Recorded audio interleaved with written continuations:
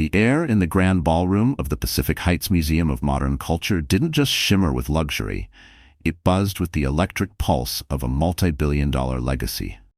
This was the evening of the prestigious Crestfall Foundation Gala, the crown jewel of San Francisco's high society. At its center stood Callum Crestfall, a tech mogul with a predator's grin and the master key to the digital empire. He was a man who had it all: his dynasty, admiration, the flawless wife. But as champagne flowed and flashes fired, Callum sealed his fate with a single public embrace. It was a hug meant for his mistress, the magnetic artist Isla Munro, a moment of stolen intimacy, a whisper wrapped in silk. He was so entranced by her gaze, he failed to notice the true story unraveling just steps away. Because standing right behind him, her hand gently resting on their unborn child, was his pregnant wife, Camilla, and her silence was about to echo louder than the city's skyline. The weight of the Crestfall name hung heavier than the diamond earrings brushing against Camilla's neck. It was power disguised as elegance, prestige cloaked in tradition, and tonight, a velvet trap. From her quiet perch on the mezzanine, overlooking the gala, Camilla Crestfall watched her husband command the room. He moved like a panther, graceful, assured, in his custom midnight blue Armani tux. Every nod was a transaction, every handshake a declaration of control. He was the sun in this glittering constellation of influence, finance, technology, art, and she, his wife, was meant to be his moon, glowing, admired, perfectly placed. But for the past 6 months, her orbit had shifted. The gravitational force that once pulled their lives together now left her suspended in a cold, distant vacuum. It had begun subtly. Late nights at the helm of his global tech empire, Novax Systems, which he dismissed as crucial to the launch of their groundbreaking AI platform Helios. Phone calls taken in private, his voice a hushed and cryptic tone. A new fragrance on his shirts, not the sharp, woody cologne she'd gifted him, but something softer, floral, undeniably feminine. Camilla wasn't foolish. She was a Mornell, a name that held just as much weight in the quiet world of old West Coast wealth as Crestfall did in Silicon Valley. Her lineage wasn't born of recklessness. Her mother, the formidable Margaret Mornell, had once warned her, during tea in the family's garden trimmed with white roses. Men like Callum don't build kingdoms by being satisfied. They're conquerors, darling. Make sure you're the one he's conquering, not the world beyond your front gate. But tonight, as she stood frozen above the ballroom, her hand instinctively shielding the curve of her stomach, those words came rushing back like a prophecy fulfilled. The sight of Callum's arms wrapped around Isla wasn't just a betrayal, it was a revelation. Time slowed. Her breath caught somewhere between her ribs, stuck like a sob too proud to escape.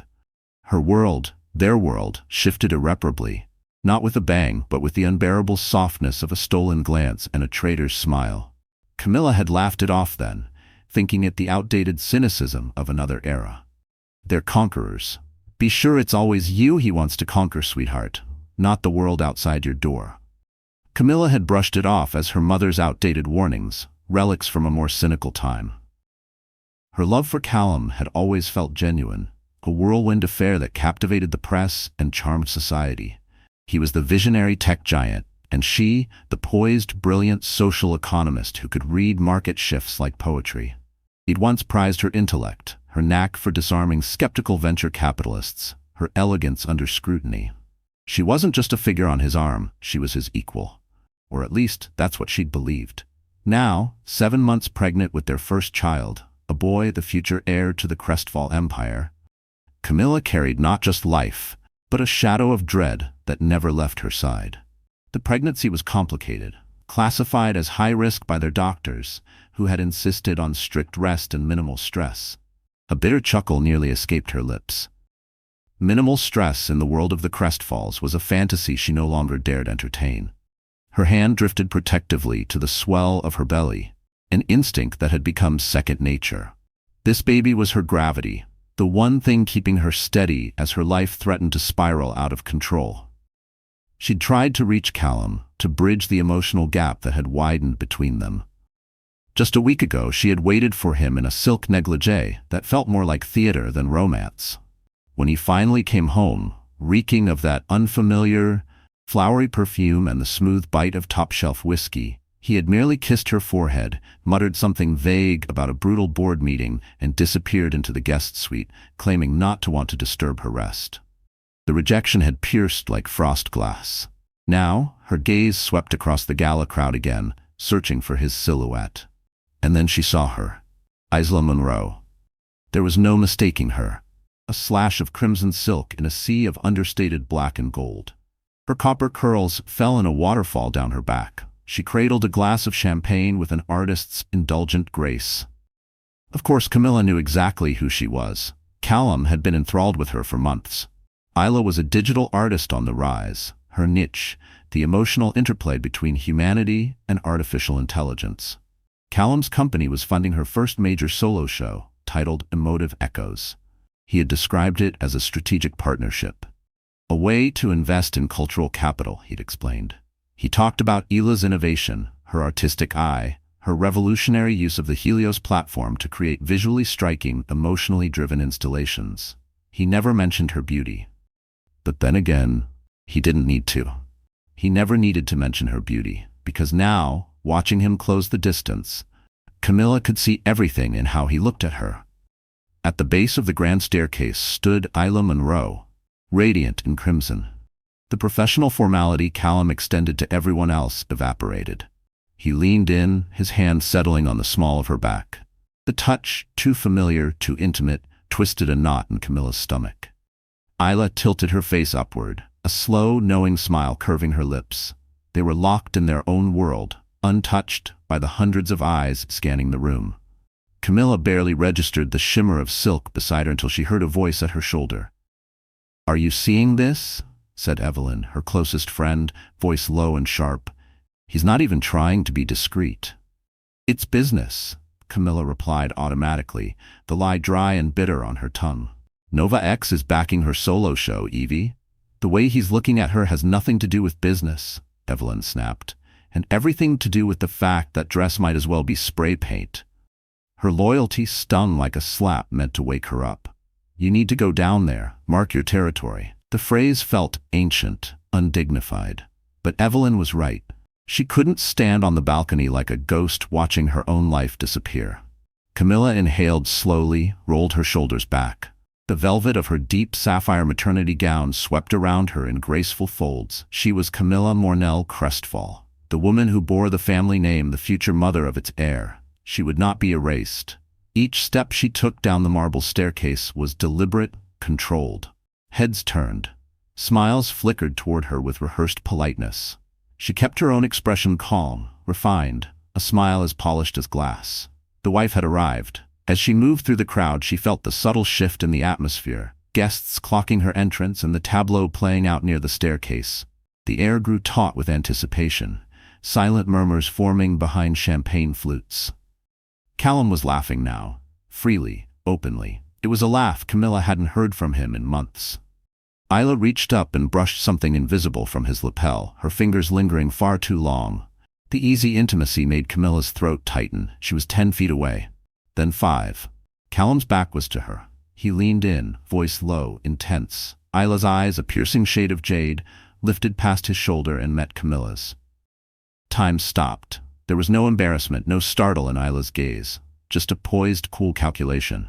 A flicker of something that looked disturbingly like triumph. Then came the moment that would scar Camilla's memory forever. Oblivious, submerged in their stolen world, Callum folded Isla Munro into his arms. It wasn't casual. It wasn't professional. It was full-bodied, possessive. His face pressed into her hair, his entire being pouring into that embrace with something close to desperation. Isla's arms circled his neck, her gloved fingers lacing behind his head, pulling him closer. It was a possessive, all-consuming embrace. Callum buried his face in Isla's copper waves, his body language radiating devotion, relief, and a desperate intimacy that left no doubt. Isla's crimson-gloved hands slipped behind his neck, drawing him in tighter, as if the room around them didn't exist. And for Camilla, in that moment, it didn't. The orchestra, the laughter, the clinking of crystal, all of it faded into a low, echoing void. The only thing she could see was her husband, the father of her unborn child, holding another woman as if she were the center of his world. And she, the pregnant wife standing just feet away, was invisible.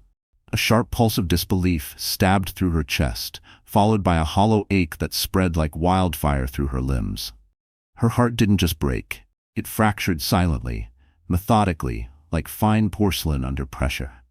The child within her shifted slightly, unaware that the life outside had just cracked. She didn't remember breathing, didn't feel her own feet. She only registered the overwhelming realization that she had ceased to exist in the world of the man she loved. A camera flash burst from the edge of the room, then another. They hadn't noticed her yet. Their attention was riveted to the billionaire and his striking muse. But Camilla knew. It was only seconds before the lens turned, before whispers shifted from admiration to scandal, from power to betrayal. She didn't scream, she didn't cry, she didn't storm down the staircase and expose them with a slap. In the crushing silence of soul-rending betrayal, her Mornell lineage took control. She turned with a poise that betrayed none of the wreckage inside and walked away. Her exit was as elegant and controlled as her arrival had been. She didn't see it happen. The precise moment a society photographer from the San Francisco Herald lowered his lens from the embracing couple and caught her instead. Caught her walking away, hand resting on her belly, face frozen in a portrait of heartbreak so refined it looked sculpted. The front-page photo of tomorrow's paper had just been captured. The spark had been struck. The world of Callum Crestfall was about to ignite. Evelyn found her in the ladies' powder room, a glittering sanctuary of gold-veined marble and crystal chandeliers that now felt more like a mausoleum. Camilla stood before the mirror, unmoving. But she wasn't seeing her reflection. She saw the ghost of the woman she'd been 10 minutes ago. A woman who still carried a thread of hope. That woman was gone, replaced by a stranger with vacant eyes and a sorrow that not even soft lighting could conceal. "Camilla? My God, I'm so sorry," Evelyn whispered, rushing to her side. Her hands trembled, unsure whether to reach for her or just hover. Everyone saw. Camilla blinked slowly. Her eyes shimmered but refused to spill. Her reflection wavered as if even the mirror mourned her. "Get me out of here," she said quietly, voice steady with barely contained emotion. "Now, Evelyn, before he sees me, before anyone else does. What about your car, the driver? We'll take yours. I'll text my driver to stay. I don't want anyone from Callum's staff knowing a thing." Her words were crisp, stripped of emotion. Survival had taken over now, sharp and cold like fractured glass. The shock had already calcified into something harder, more durable. Evelyn, mercifully, didn't ask any more questions. She simply wrapped a protective arm around Camilla and steered her through a side corridor, bypassing the gauntlet of reporters and flashing cameras outside the main entrance. The cool night air wrapped around them as they exited into the quiet alleyway. The ride back to the Crestfall penthouse, a sprawling expanse of steel and glass perched above San Francisco Bay, was a blur. Evelyn's gentle murmurs of comfort faded into static. Camilla's mind played the gala scene over and over like a cruel, looping film. Callum's laughter, Eva's triumphant expression, that embrace. Each repetition chipped away a little more at the resolve she had fought so hard to hold. Every detail was burned into her consciousness like a brand. His hand on Ela's back, the softness of his smile, the look in his eyes that once belonged only to her. Her pulse throbbed with a hollow ache, her thoughts spiraling into a dark, inescapable echo. The moment they stepped into the marble foyer of the penthouse, silence swallowed everything. This place, once a temple of shared ambition, now felt like a crypt housing the corpse of their marriage. The walls bore their story in carefully framed portraits, sailing in the Pacific, skiing in Whistler, beaming on their wedding day. All lies. Every one. "Do you want me to stay?" Evelyn asked softly. Camilla shook her head. "No, I need to be alone. But thank you for everything." She offered a faint smile. "Please, call me in the morning."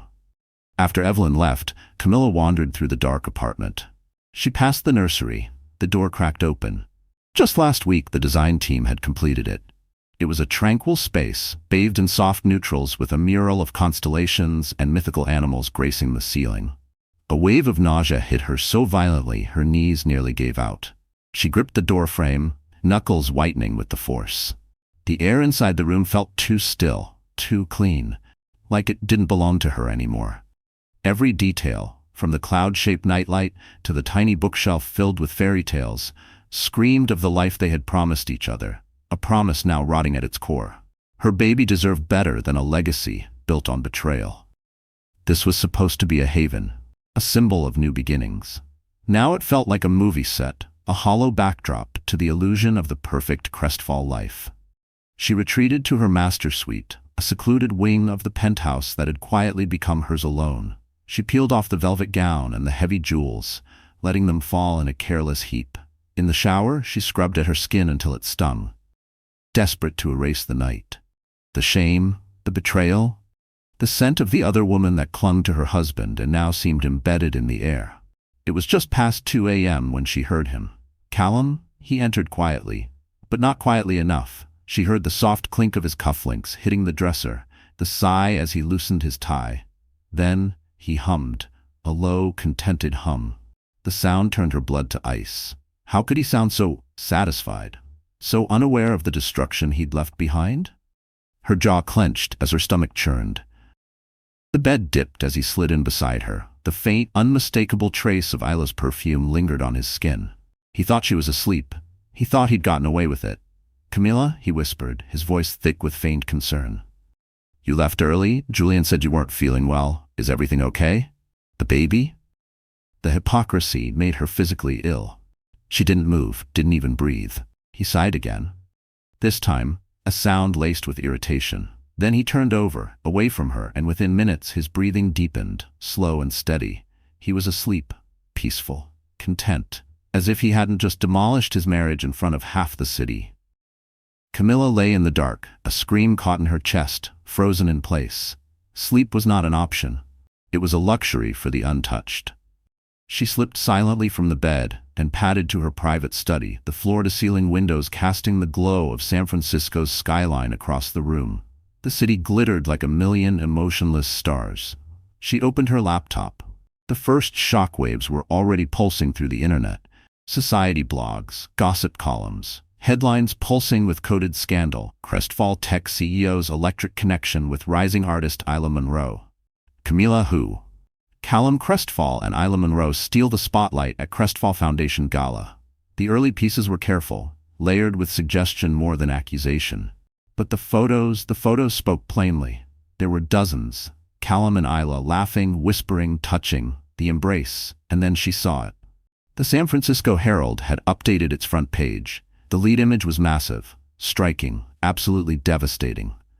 There they were, Callum and Isla, entwined in that damning embrace, a study in stolen intimacy, and behind them, blurred but unmistakable, framed perfectly beneath Callum's outstretched arm, was her. Camilla. Her hand on her belly, her face locked in anguish. The headline was surgical in its cruelty. The triangle. The subheadline cut deeper. While radiant Isla Monroe accepts the arms of billionaire Callum Crestfall, his pregnant wife Camilla slips away. A picture worth 1,000 words. Pain lanced through her side so sharply she doubled over, clutching her belly as the room tipped sideways. This wasn't just heartbreak anymore. It was physical. Dizzy.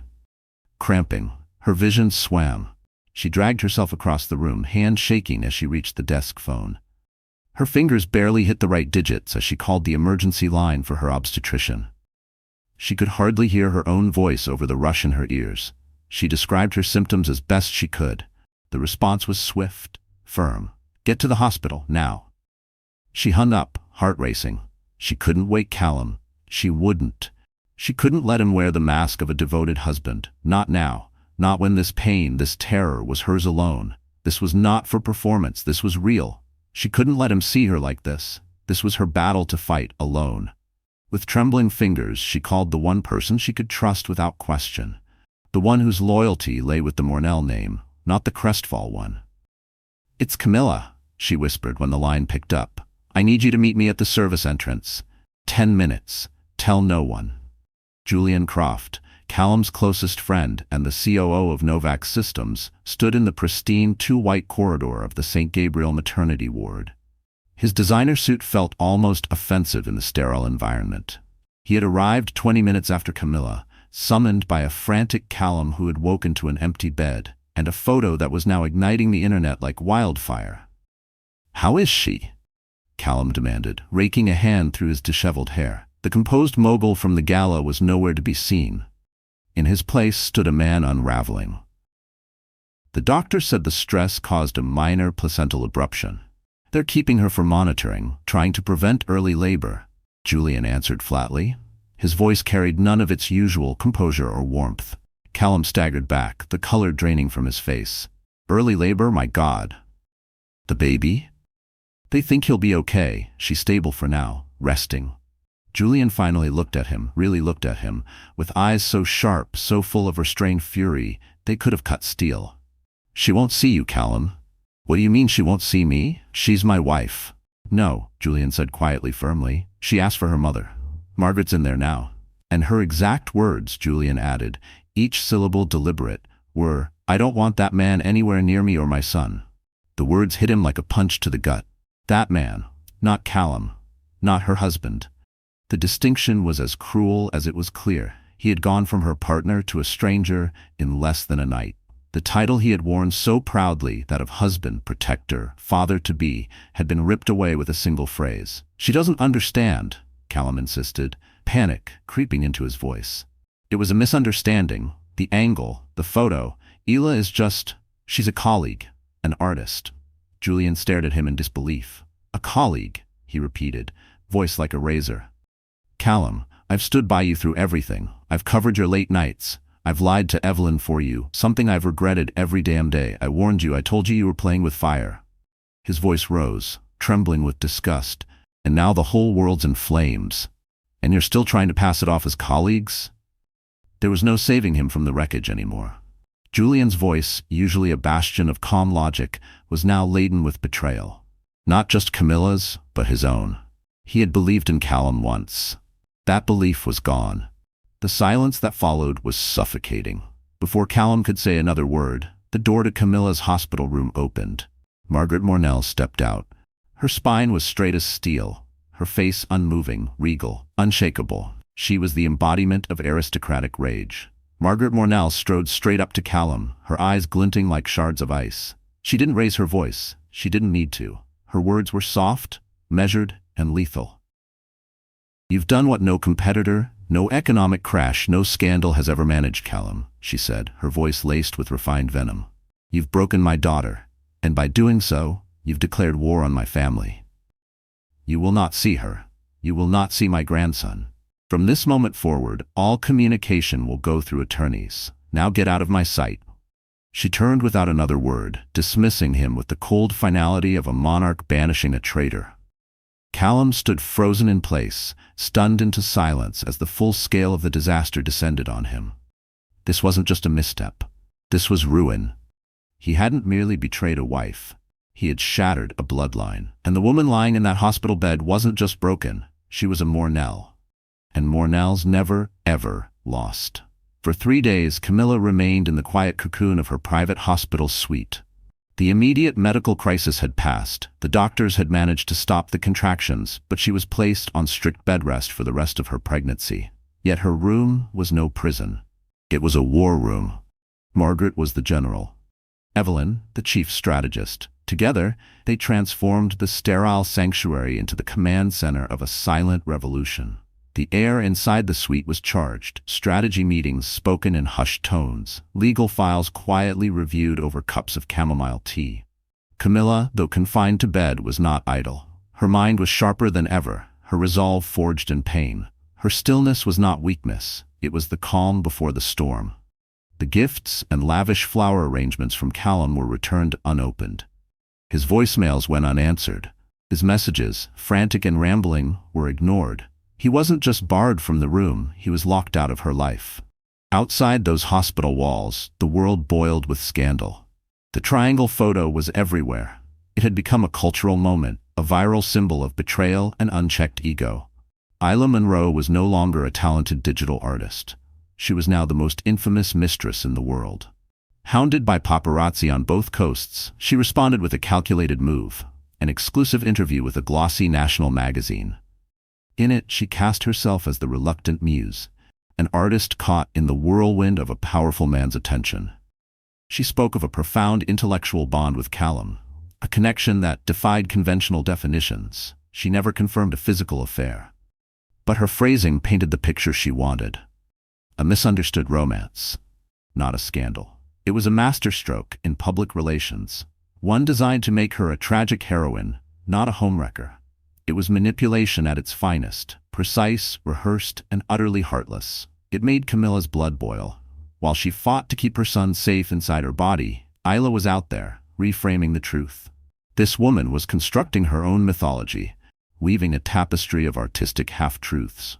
"She's good," Margaret Mornell remarked dryly, reading the article on her tablet. "She's playing the long game. She doesn't want to be a passing muse. She wants to be the next Mrs. Crestfall." "There won't be a next Mrs. Crestfall," Camilla replied, her voice stripped of emotion. "There will only be what's left of Callum." Meanwhile, Callum was in full-blown damage control. He issued a formal statement through Novak's systems, condemning the malicious invasion of privacy and referring to Isla Monroe as a respected business collaborator. He spoke of his unwavering love and support for his wife during a difficult time for their family. The corporate spin was so see-through, it bordered on insulting.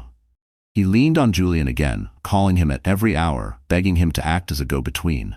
But the loyalty Julian once had was gone, burned to ash. "I've spoken to her lawyer," Julian told him on the phone, his voice tired. "She's serious. They're drafting the papers." "She's pregnant," Callum protested, desperation creeping into his tone. "She's hormonal. She doesn't mean it. Once she's home, I'll talk to her. I'll fix it." "You still don't understand, do you?" Julian's voice held no anger, only pity. Which was worse. "You didn't just cheat on your wife, you cheated on Camilla Mornell. You humiliated her in front of the entire world. You didn't just betray a marriage, you shattered a legacy. You broke the one thing she gave you that was sacred, trust. She wasn't just your wife, Callum, she was your partner. Do you even remember what that word means?"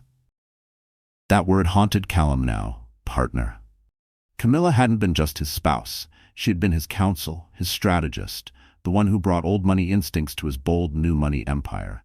She'd talked him out of reckless acquisitions, steered him into visionary ventures. Helios, the AI platform that had brought Ela into their lives, had been Camilla's idea, her brainchild. The irony was poison. Now he was adrift, personally and professionally.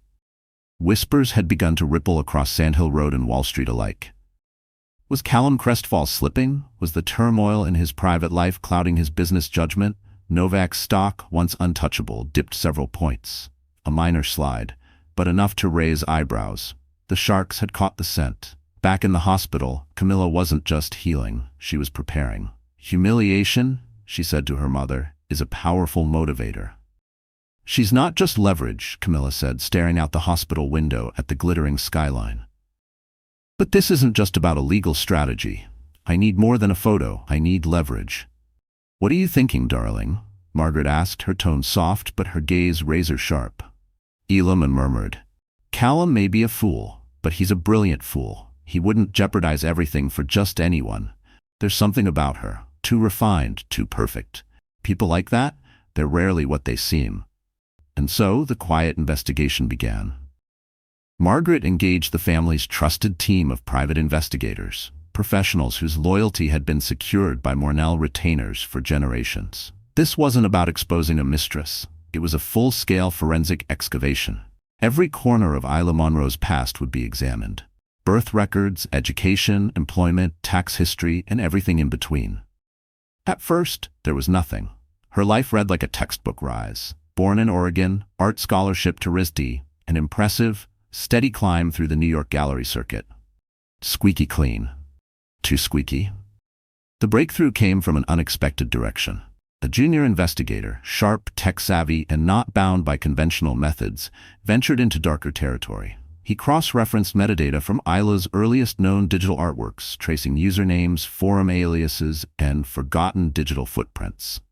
That's when he found her ghost. Before she was Isla Monroe, the acclaimed digital artist, she had been known online by another name, Astra. Astra had once been a key figure in a highly secretive hacker collective. The same collective investigated but never charged for a sophisticated cyber attack on a major tech rival to Novak Systems, back when the company was still climbing. But that wasn't the twist. The twist was in who Astra had been corresponding with during that era. Encrypted chat logs uncovered deep in archived data revealed extensive conversations between Astra and another alias, Car3N. The content of their dialogue was staggering. Discussions on exploiting digital vulnerabilities, manipulation psychology, and philosophies of corporate disruption. The junior investigator ran an advanced linguistic analysis on Car3N's digital voice, examining writing patterns, sentence structures, and unique technical phrasing.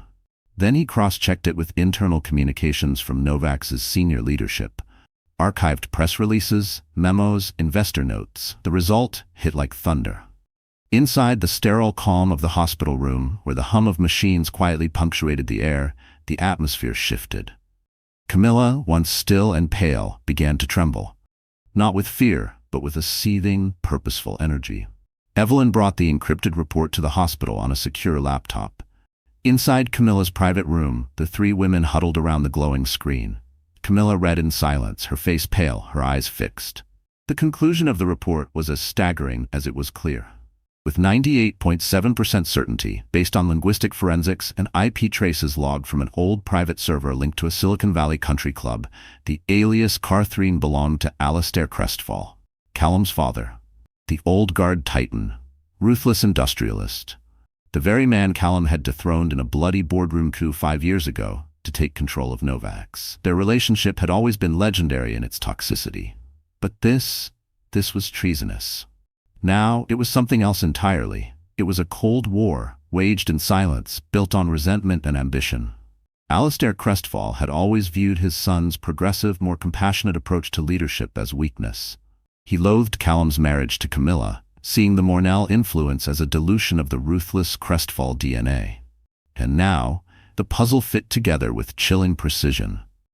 Isla Munro wasn't some coincidental artist. Callum hadn't just fallen for her. He'd been maneuvered. She was a weapon, crafted, polished, and deployed with surgical intent. She had more to gain from the collapse of Callum's personal and professional life than anyone else, except maybe his own estranged father. A scandalous divorce, blasted across every media outlet, could activate hidden clauses in Novak's bylaws. It could fracture Callum's control and send the stock into freefall, creating the perfect opening for a hostile takeover. Alistair wouldn't just reclaim the company, he would annihilate his son's entire world. Camilla leaned back against the pillows, the weight of the laptop resting atop her swollen belly. Her fingers trembled, but not from fear. A cold, deliberate smile curved at the edges of her mouth. Not joy, vindication. There was no pleasure in the pain, but there was power in clarity. The betrayal had been surgical, yes, but so would be her response. Her baby kicked beneath her hand as if echoing her rising determination. This wasn't just her war now, it was his inheritance she was defending. He didn't just cheat on me, she whispered, eyes still on the screen. He was set up, we all were. Margaret's expression turned grim. This isn't a divorce anymore, Camilla. This is war, and Alistair just handed you the ammunition to win it. Camilla picked up her phone. She didn't call her attorney, she didn't call the media. She sent a single text to Isla Munro, the penthouse, tomorrow, noon. Come alone, we have so much to talk about. Then a second message to Callum, I'm coming home tomorrow, we need to talk. But not just the two of us. Isla will be there, noon, don't be late. The stage was set, not for reconciliation, not for confrontation, for reckoning. And Camilla Crestfall would be the one calling action on the final scene. The Crestfall penthouse had never felt so icy. The expansive windows, usually radiant with light, now framed a city blanketed in cold steel gray. The minimalist interior, once celebrated as cutting-edge, now felt sterile, lifeless. It was the perfect set for what was to come. Callum prowled the massive living room like a caged animal. He had been ecstatic when Camilla's text arrived. He read it over and over, clinging to it like a life raft. It felt like the breakthrough he'd been praying for. But the euphoria quickly unraveled into unease. The demand that Isla be present was strange. A move he couldn't read. A power play. What was Camilla planning? Isla arrived first, at exactly 11:55 a.m. She was the embodiment of curated poise. Black-tailored slacks, a cream silk blouse, her signature red hair pulled into a severe chignon. Her expression unreadable, her posture calm and exacting. She radiated that specific brand of artistic detachment, one that grated against Callum's fraying nerves. "Callum," she said, voice smooth as velvet. "You look awful." "What is this, Isla?" "What does she want?" he snapped, skipping pleasantries. "I imagine she wants what any woman in her position would want," Isla replied, eyes gliding across the penthouse like she was valuing its contents. "An explanation. Maybe an apology. Maybe something a little more visceral." Before Callum could retort, the elevator chimed. The doors opened directly into the Crestfall penthouse. Camilla entered, not in a wheelchair as Callum had feared, but slowly, gracefully, every step measured. One hand rested gently on her stomach. She wasn't wearing soft pajamas or the drape of convalescence. No, she was dressed in a sharply tailored navy dress, severe, elegant, commanding, hairstyled, makeup immaculate. The fragile, devastated woman from the gala was gone. In her place stood a sovereign, cold, composed, in absolute control. Evelyn and Margaret Mornell followed behind her, a few steps back. Their presence alone made it clear, this was no private heart-to-heart. This was a tribunal. Camilla's eyes swept across the room, landing first on Callum, pausing with a look of measured disappointment, so deep, so precise, it hurt more than fury ever could. Then she turned to Isla. Their eyes locked, and for the first time Isla blinked. "Thank you both for coming," Camilla said evenly. Her voice was smooth, unwavering. She motioned toward the two large white sofas that flanked a marble coffee table. "Please, sit." It was not a suggestion. It was law. Callum and Isla took their seats on one side. Camilla and Margaret sat on the other. Evelyn remained standing near the door, an ever-present reminder that this was a stage, and the curtain had just gone up. Camilla sat like a statue, unblinking. A silent force. She placed a sealed manila envelope on the coffee table between them. "I've spent the last 2 weeks thinking about betrayal," she said, her voice carrying easily through the tense stillness of the room. "It's fascinating. It comes in layers." Her gaze was steady, her tone analytical. "On the surface, there's the basic, vulgar act. Infidelity, the lies, the secret rendezvous, the scent of another woman on the man you married." She turned her full attention to Callum. "That part, Callum, is yours, and yours alone. You broke our vows, you disgraced me, you put our son's life in jeopardy." Her voice didn't rise, but the words struck like knives. "That is a betrayal I will carry for the rest of my life, and for that there is no forgiveness." Callum opened his mouth, desperate to speak, to offer the apologies he had rehearsed again and again.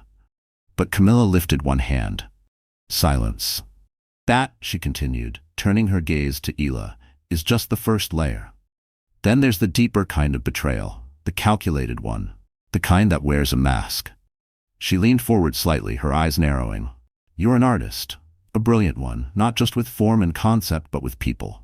You built a perfect little fiction for yourself, the tragic muse caught in the emotional orbit of a powerful man. But your most impressive piece?" She paused, voice like ice. "Was the character you played for my husband." Isla gave a breathy half-laugh, mocking and dismissive. "Camilla, if you're implying I seduced your husband, you're giving me far too much credit, and him far too little." "Oh, I'm not talking about seduction," Camilla said coldly. "I'm talking about espionage." She slid the envelope across the marble table. "I believe you once went by the name Astra online. Ring any bells?" The color drained from Isla's face. Her practiced mask of aloof calm fractured. For the first time, something raw flashed behind her eyes. Panic. Callum's head snapped toward her, confusion giving way to something far more dangerous. Recognition. It was the kind of silence that doesn't fall, but crashes. Sharp, electric, irreversible. Even the air seemed to withdraw from the room, making space for the truth about to unfold. "Astra," Camilla repeated, her tone merciless. A key operative in a covert hacking collective, known for digital sabotage, a ghost with a specialized toolkit, one that could be, let's say, extremely useful to someone looking to destabilize a company. She let the implication hang. Someone like, oh, I don't know, a bitter patriarch, forced out of the very empire he built. Callum flinched. "What the hell are you talking about? My father?" Camilla didn't look at him. Her focus stayed locked on Isla. "I wonder what Alistair Crestfall promised you. A gallery? Your own tech-integrated installation at Novax? Or maybe it was just about the thrill, one last disruption. Carthrine and Astra, together again for a final performance." Isla stared at the envelope as if it were a live grenade. The room held its breath. Her hands, once poised and still, now trembled slightly in her lap. My father, Callum whispered, the words catching in his throat. He wouldn't. But even as the denial left his lips, decades of power struggles, mind games, and surgical ambition told him exactly what his father would do. Of course he would. It all came rushing in. Alistair's oddly cheerful phone calls in recent weeks, the pointed questions about the Helios launch, the sly remarks about Camilla. Callum had thought it was just his father's usual gamesmanship. Now he saw it clearly, a general surveying his battlefield. A man who didn't just want control, he wanted obliteration. Total submission from the son who had once dared to dethrone him. "Tell me, Isla," Margaret Mornell said, speaking for the first time. Her voice cracked like ice under pressure.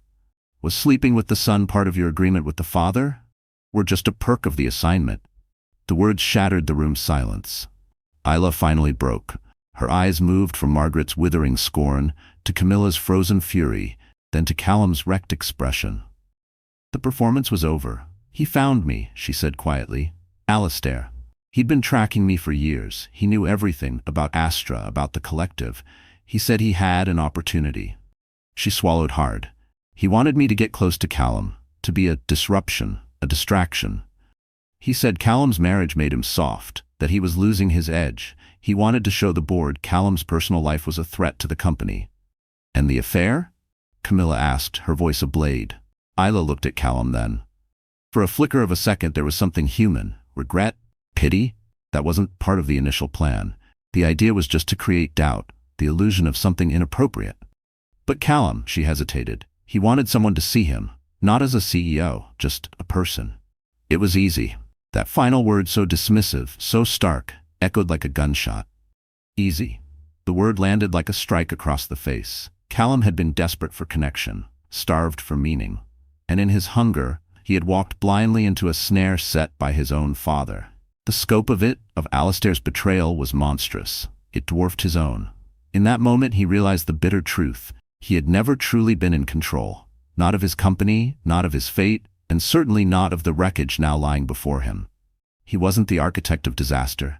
He was a pawn, a fool. And now everything was in ruins. Camilla stood. The reckoning was over. "This marriage is over, Callum," she said, her voice composed, final.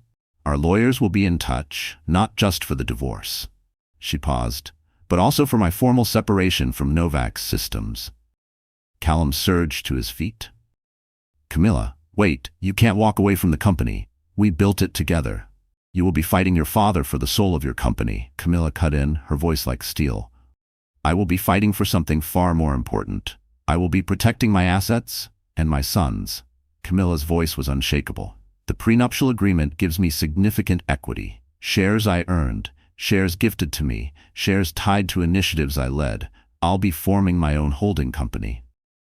Her gaze hardened. "And I'll be voting my shares to protect my investment." "You want to go to war with your father, fine," she continued. "But I will not be collateral damage. I will be a kingmaker."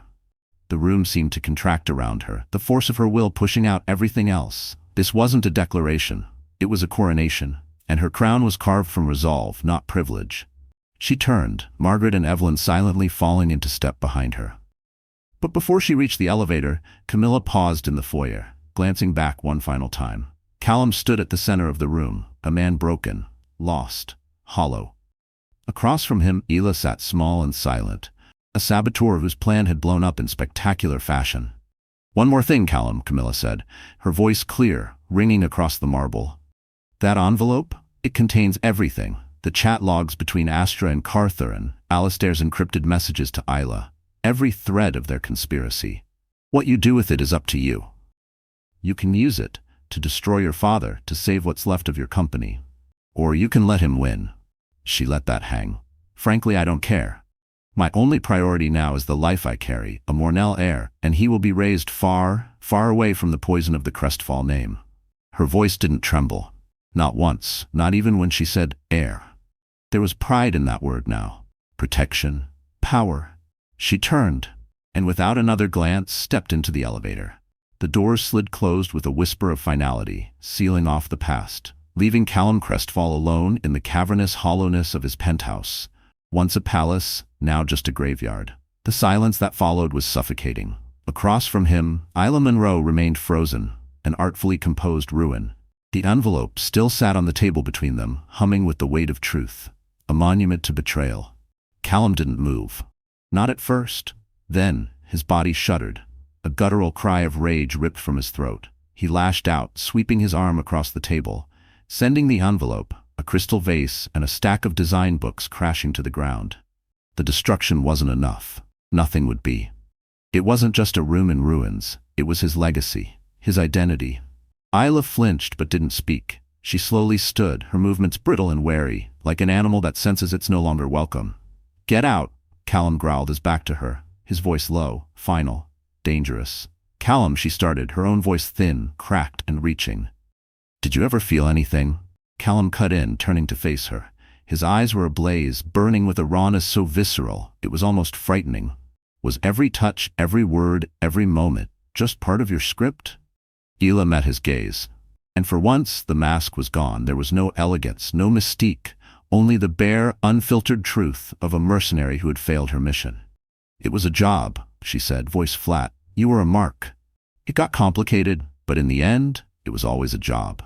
Her tone was void of malice, but that only made it worse. There was no apology, no remorse, just the factual detachment of someone who never planned to stay. The admission, plain, emotionless, struck harder than any grand betrayal. He hadn't even been worth betraying. He had just been a task, a line item. The sting wasn't in the betrayal, it was in the irrelevance. Callum let out a sharp, humorless laugh, more breath than sound. He said nothing more, just pointed to the elevator.